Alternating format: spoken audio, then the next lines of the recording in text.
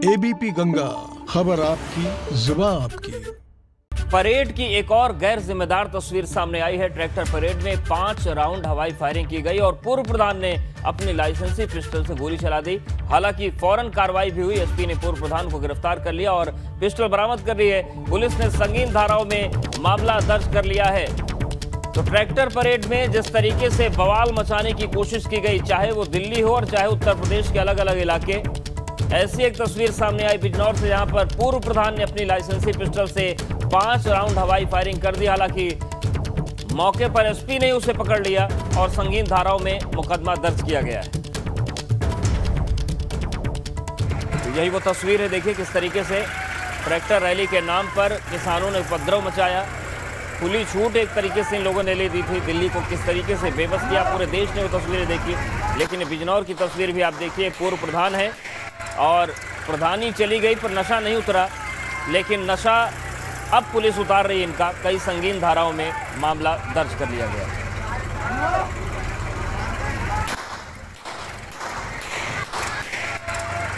तो सवाल यही है कि क्या किसान ऐसा होता है या फिर ये वो अराजक तत्व हैं जो किसानों की छवि, किसान का चोला पहनकर खराब करता है।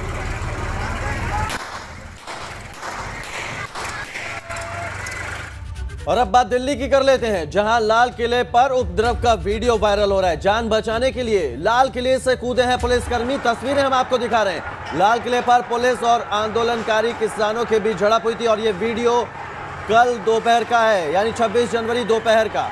आंदोलनकारी किसान लाल किला पहुंच गए थे और वहां पर उन्होंने केसरिया झंडा फहराया था। लेकिन इस दौरान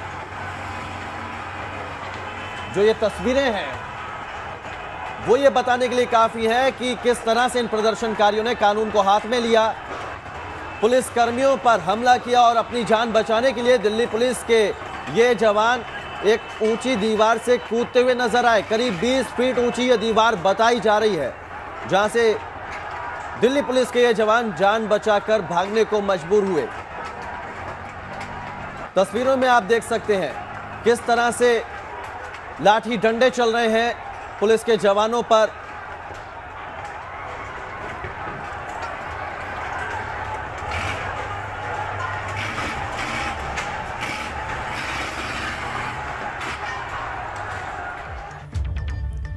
तो चलिए अब आपको कुछ खबरें दिखा देते हैं पूर्वांचल की, फटाफट अंदाज में। बिल्कुल। तो पूर्वांचल की खबरों का रुख करते हैं। वाराणसी पहुंचे बॉलीवुड सिंगर सोनू निगम। काशी पहुंचकर दशाश्वमेध घाट में आरती देखने पहुंचे सोनू निगम। घाट पर सेवा निधि ने किया सोनू निगम का सम्मान।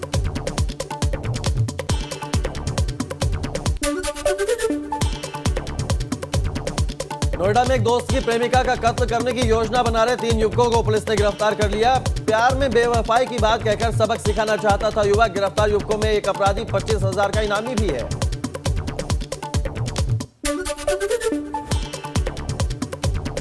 बस्ती में कुछ अधिकारियों को गणतंत्र दिवस सार्वजनिक छुट्टी के तौर पर मनाना भारी पड़ गया। जिले के हरैया तहसील के 190 लेखपाल कार्यालय नहीं पहुंचे थे।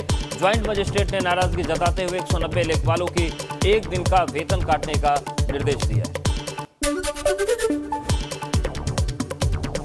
भदोही में समाजवादी पार्टी के नेताओं ने कृषि कानून के विरोध में रैली निकाली। सपा कार्यकर्ता बाइक और ट्रैक्टर लेकर सड़कों पर निकले। कार्यकर्ताओं ने किसानों के समर्थन में सड़क और तहसील परिसर में जमकर नारेबाजी की।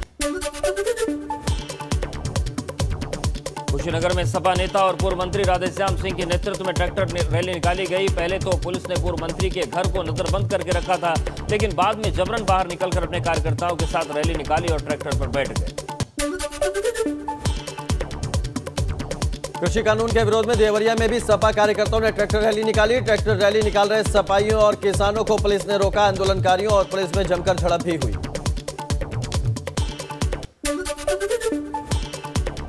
सिद्धार्थनगर पार्टी कार्यालय से पूर्व सपा विधायक विजय पासवान के नेतृत्व में सपा कार्यकर्ताओं ने रैली निकाली। तहसील परिसर में ट्रैक्टर लेकर पहुंचे सिपाहियों ने सरकार विरोधी नारे लगाकर प्रदर्शन किया।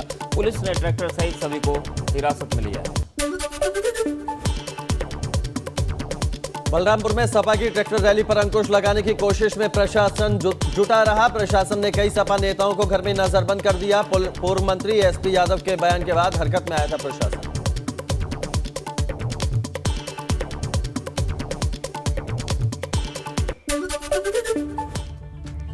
तो ये पूर्वांचल की खबरें थी जो हमने अपने दर्शकों को दिखाई फटाफट अंदाज में। बिल्कुल, और पूर्वांचल में भी दिल्ली का स्वरूप देखने को मिला, लेकिन बस अंतर इतना था कि जो आग दिल्ली में लगाई गई वो आग पूर्वांचल में नहीं लगी। बिल्कुल बिल्कुल। तो अब खबरों को आगे बढ़ते हैं। और पूरा हिंदुस्तान जब कल 72वां गणतंत्र दिवस मना रहा था, तब दिल्ली के अलग अलग बॉर्डर पर बैठे किसान ट्रैक्टर परेड की तैयारी कर रहे थे, लेकिन आंदोलन के इस तरीके की पटकथा लिखने में किसान संगठनों से शायद कहीं चूक हो गई, और उसका नतीजा शाम तक पूरे हिंदुस्तान ने देख लिया। पूरी दुनिया ने दिल्ली की सड़कों पर जिस तरह से ट्रैक्टर के पहिए तले किसानों की छवि को कुचलते देखा, उससे हर कोई हैरान है। ये समझ नहीं आ रहा कि आखिर जिन लोगों ने ऐसा किया, क्या वो सच में किसान थे? जिन लोगों ने पुलिस कर्मियों पर तलवारें तान दी, क्या वो किसान थे? जिन लोगों ने लाल किले की गरिमा के ऊपर धर्म विशेष के झंडे को देखा, क्या वो किसान थे? या फिर अपनी मांग को मनवाने के लिए देश की संपत्ति पहुंचाने वाले किसान थे? बहरहाल इन सवालों के जवाब खंगालने में पुलिस लग गई है।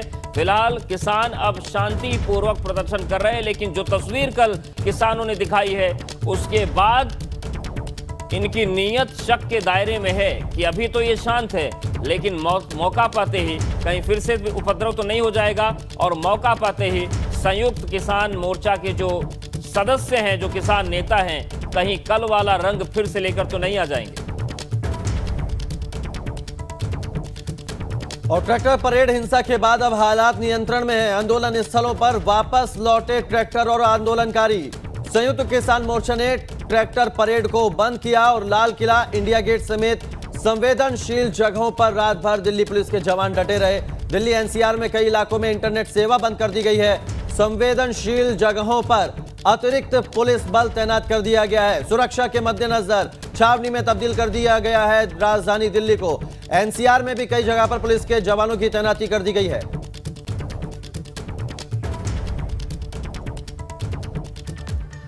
और इस वक्त की बड़ी खबर का रुख करते हैं। दिल्ली में कल किसानों की ट्रैक्टर परेड में जो हिंसा हुई, हिंसा के बाद अब हालात काबू में है। ट्रैक्टर परेड हिंसा मामले में 7 एफआईआर दर्ज की गई है। संवेदनशील जगहों पर अतिरिक्त फोर्स को भी तैनात किया गया है, और दिल्ली में सीआरपीएफ की 15 कंपनियां तैनात हुई हैं। कल हुई हिंसा में 86 पुलिसकर्मी घायल हुए थे।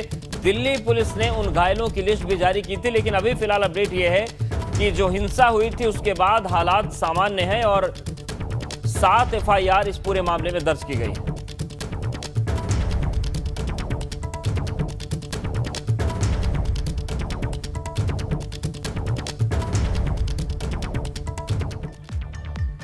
और बात सुप्रीम कोर्ट की कर लेते हैं। सुप्रीम कोर्ट की गठित कमेटी किसान संगठन की से बातचीत करेगी। आज दूसरी बैठक है। कमेटी और किसान संगठनों में आज दूसरी बातचीत है। तीनों कृषि कानूनों के अमल पर सुप्रीम कोर्ट ने रोक लगा रखी है। गतिरोध दूर करने के लिए सुप्रीम कोर्ट ने 4 सदस्यीय जो कमेटी बनाई है, उसकी आज दूसरी बैठक है किसान संगठनों से। तो कृषि कानून को लेकर गतिरोध खत्म करने के मद्देनजर ये कमेटी बनाई है, और ये कमेटी किसान संगठनों से बात करेगी।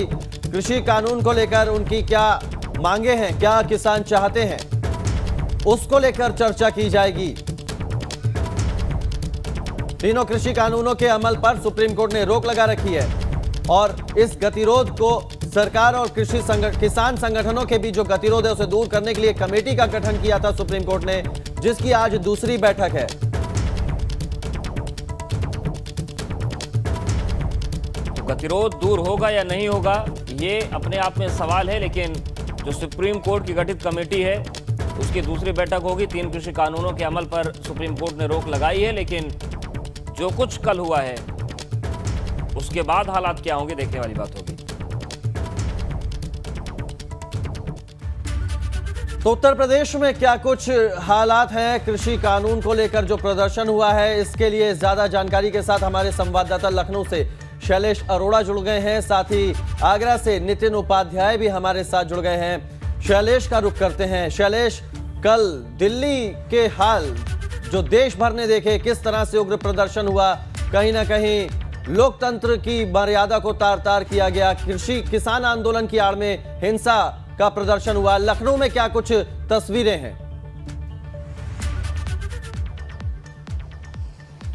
देखिए, लखनऊ की अगर बात करें तो यहाँ पर कुछ पॉलिटिकल पार्टीज का समर्थन था। जैसे सपा ने पहले घोषणा की थी कि वो भी यहाँ पर ट्रैक्टर निकालेंगे, ट्रैक्टर पर झंडा लगाकर निकालेंगे, तो कोशिश भी की गई। लेकिन उसके बाद में क्योंकि पुलिस पहले से अलर्ट थी और कल पुलिस ने इन लोगों को इकट्ठा होने से पहले ही हिरासत में लेना शुरू कर दिया और सभी को इको गार्डन भेज दिया गया। इस वजह से लखनऊ की अगर बात करते हैं, कोई भी ऐसा हिंसात्मक प्रदर्शन या कोई बड़े स्तर का प्रदर्शन यहाँ पर नहीं हो पाया।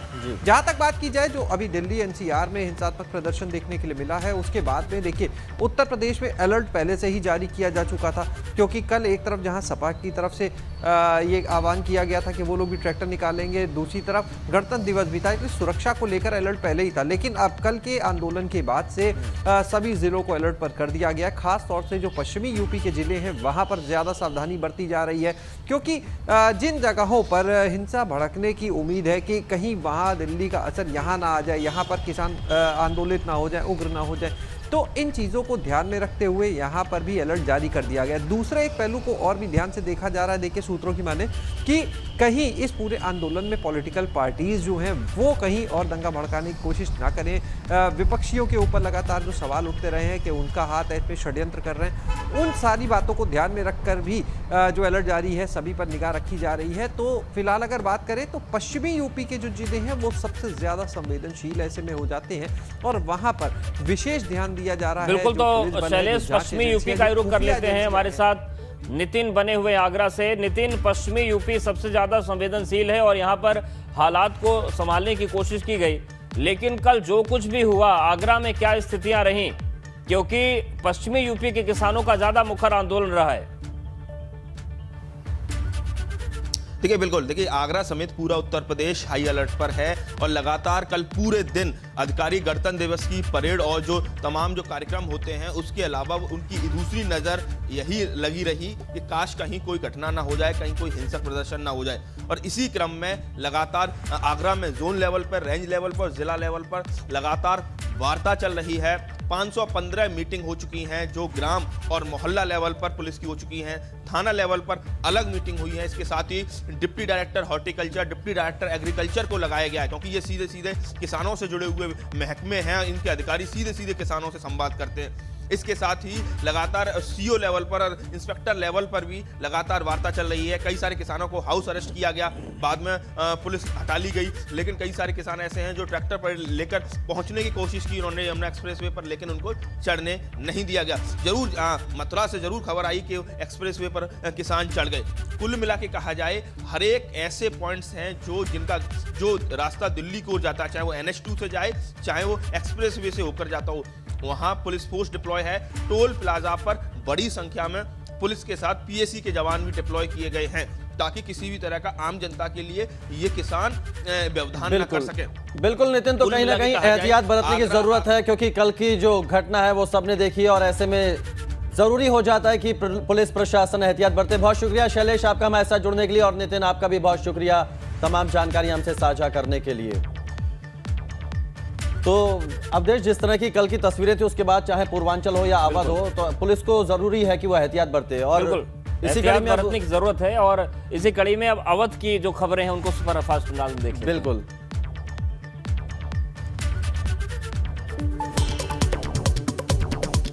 इंडो इस्लामिक कल्चरल फाउंडेशन ने अयोध्या के धन्नीपुर मिली भूमि पर मस्जिद की सांकेतिक शुरुआत कर दी। सबसे पहले गणतंत्र दिवस के मौके पर तिरंगा फहराया गया, इसके बाद पौधारोपण के साथ मस्जिद की सांकेतिक शुरुआत की गई।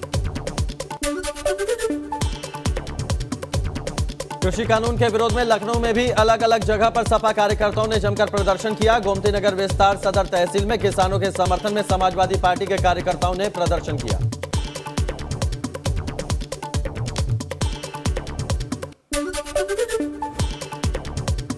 आजमगढ़ में ग्राम प्रधान पति की हत्या करने वाले 6 आरोपियों को पुलिस ने गिरफ्तार कर लिया है। अपराधियों के पास से पिस्टल, तमंचा, कारतूस और ऑल्टो कार बरामद हुई है। 18 जनवरी को ग्राम प्रधान पति मनीष राय की गोली मारकर हत्या कर दी गई थी। सीतापुर में पंचायत चुनाव की आरक्षण सूची जारी होने की फैलाई गई खबर से भ्रम की स्थिति बन गई। सोशल मीडिया पर 39 पन्नों की आरक्षण से संबंधित सूची वायरल कर दी गई। प्रशासन ने लिस्ट को फर्जी बताया। 24 घंटे के अंदर अमेठी में हत्या की दूसरी वारदात से सनसनी। जमीनी विवाद में चाचा ने भतीजों को लाठी डंडों से पीटकर मार डाला। पुलिस ने शव को पोस्टमार्टम के लिए भेजकर हत्यारोपी चाचा की तलाश शुरू कर दी।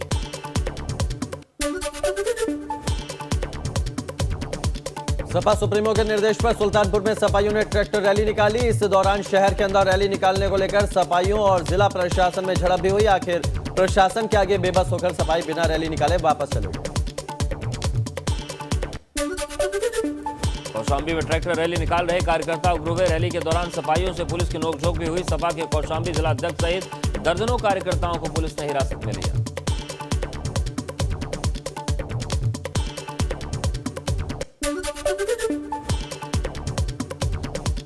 औरैया में कृषि कानूनों के विरोध में सपा के जिला कार्यालय से किसानों के समर्थन में ट्रैक्टर रैली निकाली गई। रैली को पुलिस ने कलेक्ट्रेट मुख्यालय पर रोकने की कोशिश भी की।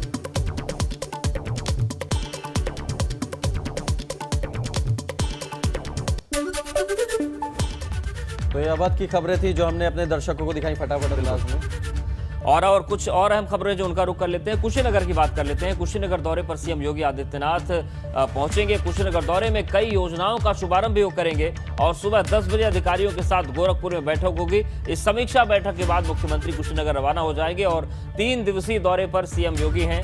पूर्वांचल के विकास का एजेंडा इस वक्त योगी सरकार की प्राथमिकता में है। पूर्वांचल के विकास को लेकर कई अहम बैठकें भी हो चुकी हैं और इसी क्रम में 3 दिवसीय दौरा मुख्यमंत्री योगी आदित्यनाथ का है। कुशीनगर रवाना होंगे सीएम। हालांकि कुशीनगर के पहले वो गोरखपुर में एक समीक्षा बैठक करेंगे और उसके बाद कुशीनगर जाएंगे।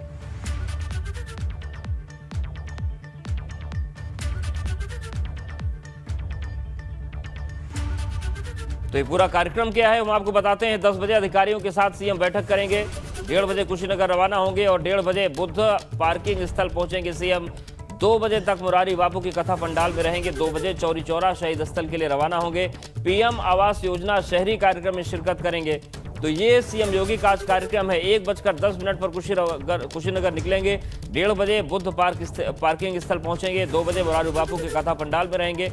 2 बजे चौरी चौरा शहीद स्थल के लिए रवाना होंगे और पीएम आवास योजना शहरी कार्यक्रम में शिरकत करेंगे।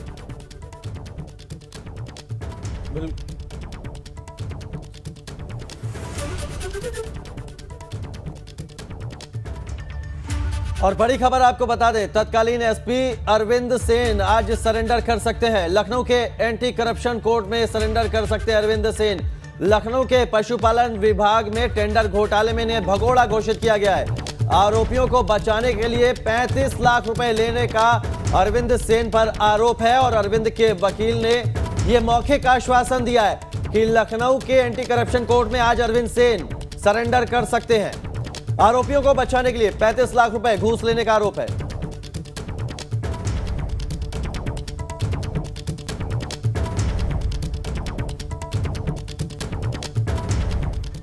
तो लगातार जो कार्रवाई चल रही है उसमें भ्रष्टाचारी अब घबरा रहे हैं। तो सीएम योगी आदित्यनाथ 3 दिनों के गोरखपुर दौरे पर हैं। इस कड़ी में सीएम योगी आज कुशीनगर दौरे पर रहेंगे, जहां पर सीएम योगी आदित्यनाथ कई योजनाओं का शुभारंभ करेंगे।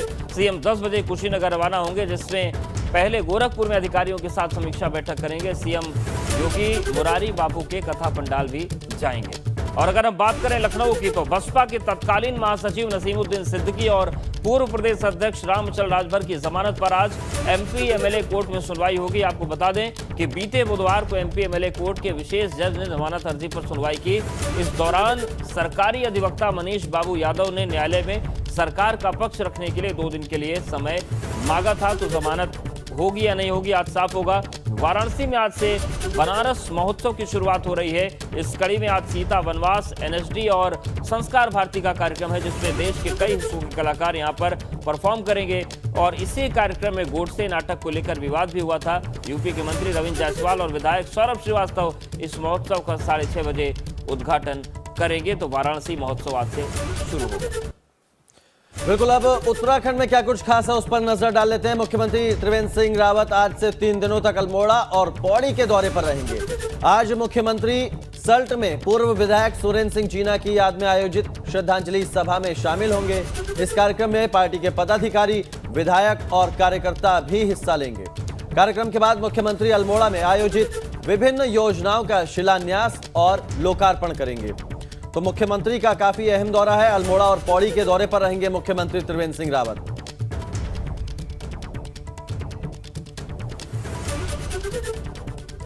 तो ये थी उत्तर प्रदेश और उत्तराखंड में आज की अहम खबरें, अहम हलचलें, जिस पर एबीपी गंगा की नजरें हमें लगी रहेंगी। बिल्कुल। और इस वक्त एक बड़ी खबर का रुख करते हैं। बड़ी खबर प्रतापगढ़ से है, जहां पर दंपत्ति पर अज्ञात बदमाशों ने तेजाब फेंक दिया। गंभीर हालत में प्रयागराज में पति पत्नी को रेफर किया गया है। घर में सोते समय तेजाब फेंककर अज्ञात बदमाश फरार हो गए। तेजाब फेंकने का परिजनों ने आरोप लगाया है। पुलिस मौके पर पहुंचकर जांच में जुटी हुई है। तो बड़ी खबर प्रयागराज से है, जहां पर एक दंपत्ति पर तेजाब फेंक दिया गया, एसिड अटैक किया गया है। हालांकि उनकी हालत को देखते हुए प्रयागराज रेफर किया गया है और पुलिस मामले की जांच कर रही है।